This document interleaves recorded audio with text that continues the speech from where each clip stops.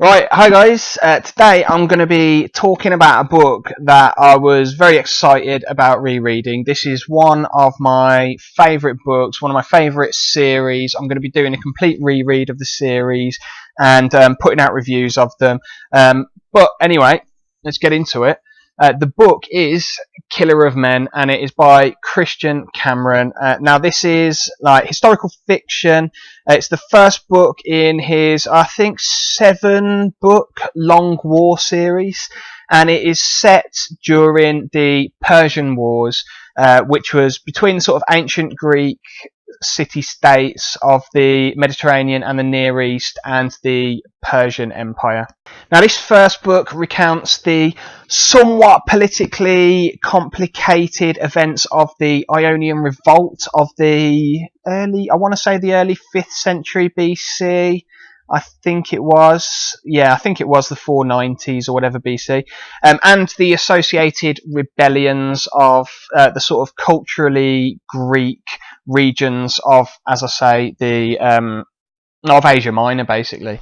And this is all sort of seen through the eyes of the real-life historical figure of Arimnestos of Plataea. I'm not sure I'm pronouncing his name exactly right. Arimnestos. I'm going to go for I'm not going to go for either of them, apparently. I'm going to go for Arimnestos, and I'm sticking to it. So yeah, I'm not going to go any further into the actual plot of it because, like, it's history. You can read the Wikipedia article yourself, basically. Or even better, read Herodotus, who is the sort of ancient Greek historian that is the best primary source for this period. He's known as the father of history, and also the father of lies. So take what you want from that. But either way, he's our best primary source for the period, and I recommend that you read him if you're interested in any sort of ancient Greek history. In fact, also it takes a lot of influence from the Iliad. As if you've read the Iliad, you'll probably be aware of that because Killer of Men is, the title of the book is in fact a quote from or a section of a quote from the Iliad, which refers to Achilles or Ares. I will need to reread to check that out. Killer of Men refers to either Ares or Achilles. I can't quite remember off the top of my head. But anyway, yeah, so if you're interested in the period, read Herodotus, read the Iliad, or just check out Wikipedia or whatever, and that'll give you the basics. So, is it any good? Well, I've kind of already told you what I think about that. I mean, yeah, it's absolutely bloody brilliant, this book is. Some of the absolute best historical fiction that I've read.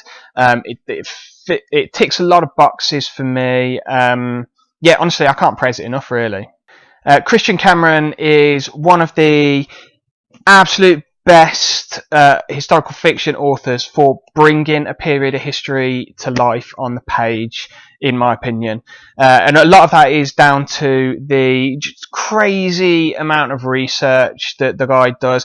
And, you can tell straight away that he's read all the primary sources, he's read a bunch of secondary sources about the period, and just generally he's a bit obsessed with it all, which makes for like a really immersive reading experience. Just the amount of detail in it is crazy. Also, the guy, he's a reenactor, so I mean, if you go on his website, you see all pictures of him dressed up in like the sort of armor from ancient Greece and taking part in these sort of like mock battles and whatever. So I mean, the guy is clearly a bit obsessed with the period, and it really, his passion for it really comes across in his writing.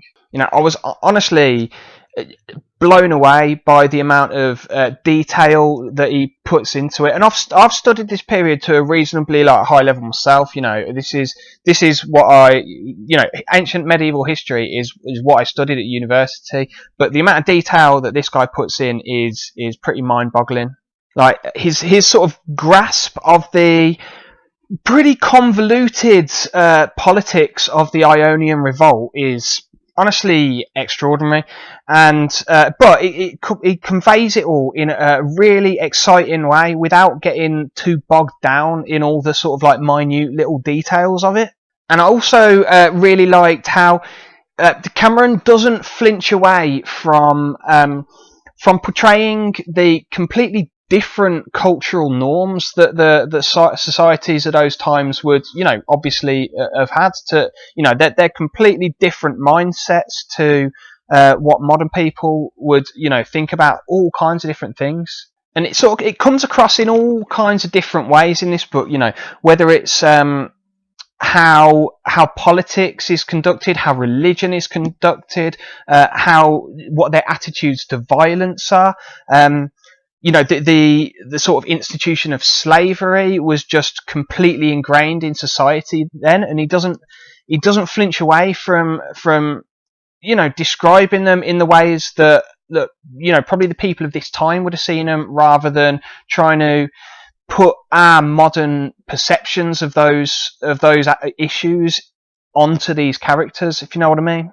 Like the slavery one is a pretty good example in this particular book, because Arimnestos he's made into a slave for this is not too much of a spoiler.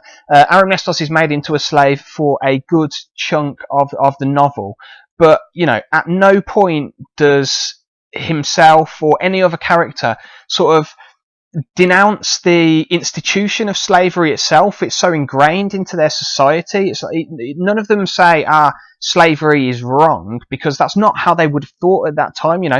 What Arimnestos does say is that you should treat your slaves well, because he's obviously got empathy with them from having been a slave himself. But he doesn't say that slavery itself is wrong, because for them it's not. That's just it's almost the natural order of things for any of those societies at that time. So I thought that was good. Good from Cameron for getting inside the heads of people from a completely different time period, a completely different culture. And it's not just the sort of big picture stuff like that that impressed me. It's the little details that he puts in as well.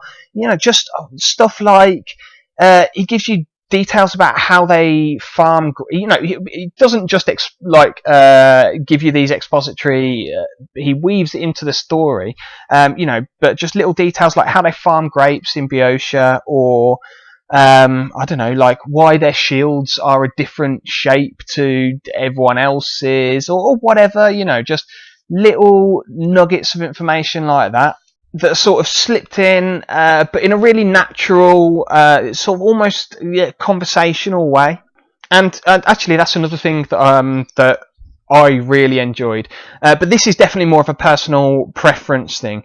But this book fits into the sort of action-heavy, first-person narrative that you'd get from something like Bernard Cornwell's Last Kingdom series is the classic example, or Robert Lowe's Oathsworn series, or Giles Christian's Raven series, or Angus Donald's Outlaw Chronicles.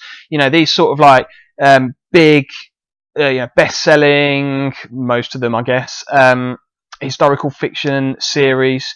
So if you like any of those kind of stuff, then, and you haven't read this, then you should definitely check it out, because it is up there with the absolute best of that sort of subgenre of historical fiction, which is, as I say, my personal favourite little niche subgenre. But it's not the sort of, having said that, it's not the sort of book that relies on. It's not the sort of action adventure stuff that relies on the sort of so-called glory of war to make it work, which is kind of what happens in some of the, let's say, more pulpy examples of this particular subgenre.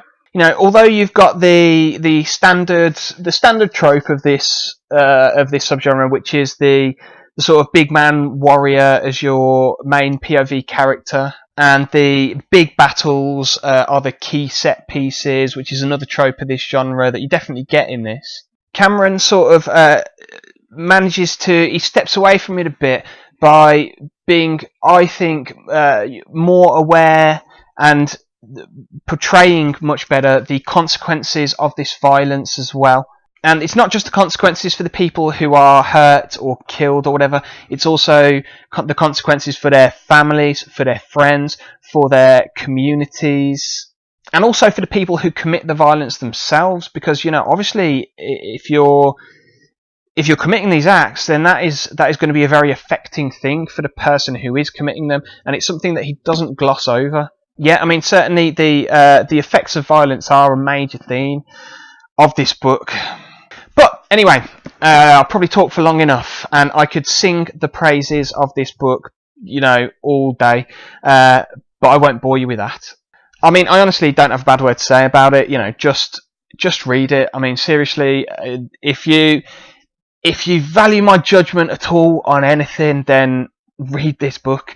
It is absolutely fantastic, and I'm really looking forward to carrying on with the rest of the series, which I'll be doing along with all the other series that I've started reading this month. So yeah, you can look forward to my continued reviews of this. I'll make a playlist of them or something. So yeah, that's that. Killer of Men by Christian Cameron. Brilliant. Ta-ra.